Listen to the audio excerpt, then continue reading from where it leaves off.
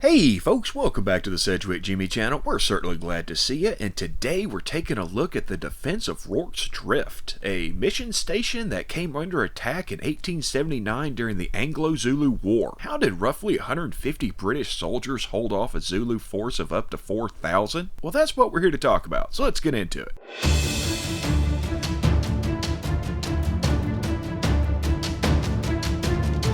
Rorke's Drift is simply a former trading post near a drift or shallow spot for crossing on the Buffalo River in South Africa. It had served as a mission station, and the Buffalo River also served as the border between British lands and Zulu land. It consisted of a hospital, a store, and a kraal, which is basically a corral but made of fencing and or thorn bushes. And yes, Rorke's Drift does still exist and can be visited to this day.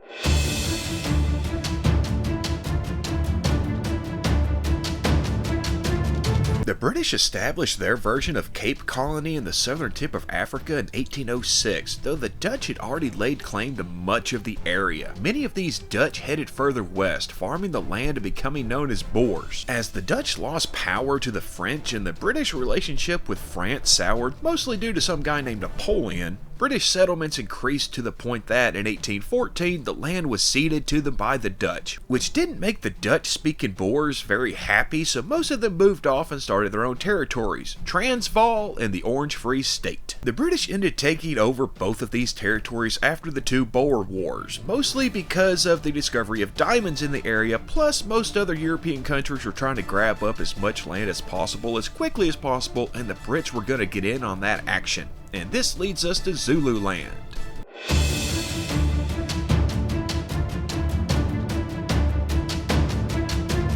The Zulu Empire had reached its peak under Shaka Zulu, who had taken a tribe and turned it into a kingdom, either introducing or incorporating ideas politically and militarily. He moved their attack strategy to be more close combat, adopting a shorter, more sword-like spear and implementing what's known as the bullhorn formation. See, the horns attacked the enemy's flank and encircled them, with the main body of the army or the head coming in from the front to finish them off. Now, he may or may not have been a huge factor in ushering in a period of violence and warfare lasting from 1815 to around 1814 called the Mfecane, which saw the killing or displacement of up to 2 million people, a depopulation that didn't exactly work to their favor with European powers creeping in. And he was assassinated in 1828. The kingdom was run by several, we'll say so-so leaders, before a new king came to power, Shaka's nephew Cetewayo. He wanted to bring back the military might of his uncle, as well as being more diplomatic and assassiny.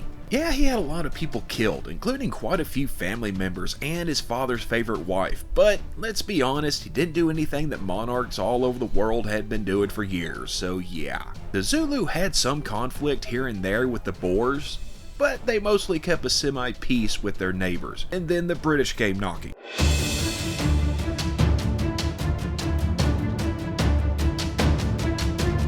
So in 1867, the British set up a confederation in Canada under the eye of Henry Herbert, the Earl of Carnarvon, and they saw that this could possibly be done in South Africa as well. Now, the local officials thought this was a horrible idea, but Sir Henry Frere was sent to make it happen anyway. Keep in mind that the Crown's plan was to bring all these areas and peoples together as peacefully as possible, but that wasn't how Frere saw things. He was much more of a I'd rather ask for forgiveness than permission kind of guy, so he sent forth an ultimatum to the Zulu, including the disbanding of the Zulu army and the payment of hundreds of cows, which were rather important to the Zulu for offenses the British claimed the Zulu committed against them or the Boers. Frere knew full well that the Zulu would never agree to these terms and had sent an invasion force to the Zulu border before word of the ultimatum reached back to England. The Zulu did not particularly want war, their orders being to only defend their borders and to only kill the redcoats, but war was coming.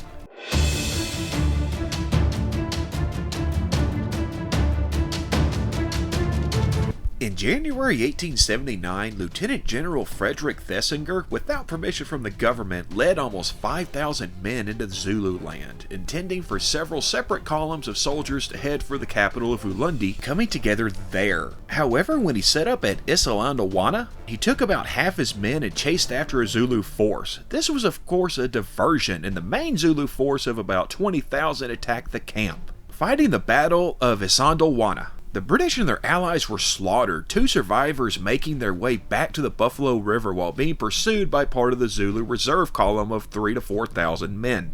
The 2 men arrived at Rorke's Drift and warned of the force incoming, and it was decided that rather than try to make it to the nearest settlement in open ground with wagons including the wounded with a much larger and more mobile force pursuing them, they would make a stand at Rorke's Drift.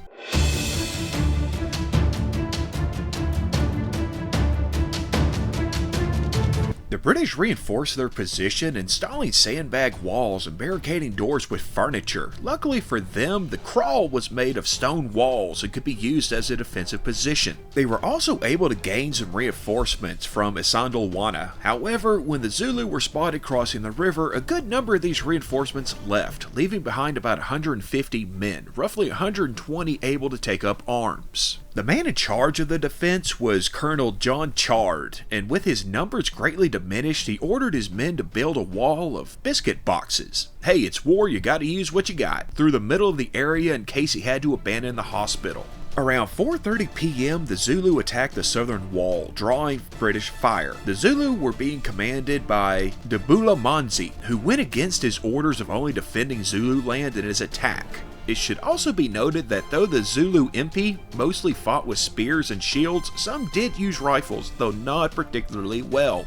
The Zulu were held off at the south wall, but moved the mass of their force to the north wall in the hospital. After fighting for a time hand to hand, Chard had his men fall back. And then there's the hospital, which was also under constant attack. As the entrance couldn't be held and the doors were all barricaded, John Williams took a pickaxe and began to dig through the wall. He was able to make a hole for them to escape into a rear corner room where they met Alfred Hook and 9 patients. William went to work making another hole while Hook fought the Zulu back, doing this several more times, going room to room fighting Zulu the entire way.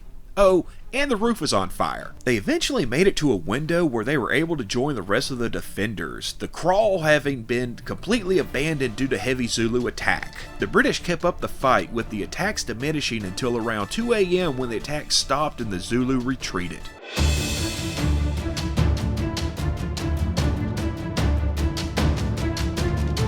The Zulu lost about 350 men, though this number has been argued as being too low, and considering the British didn't take any prisoners in the battle, it probably is. Whereas the British lost 17. In 10 hours, the British fired nearly 20,000 rounds and were nearly out of ammunition in addition to being exhausted. 11 Victoria Crosses were awarded to British defenders for their bravery. The Anglo-Zulu War would continue, though it became a much more brutal affair, and a second much larger and better prepared invasion ended the war by June of 1879. And that's just going to about do it for our quick look at the defense of Rorke's Drift during the Anglo-Zulu War of 1879. If you liked it, why don't you give us a like? If you want to see more, give us a subscribe. If you have anything to add or any ideas for future episodes, why don't you head on down in the comments and let us know. We appreciate you watching. Hope to see you here again on Sedgwick Jimmy for more in the future. Come check it out.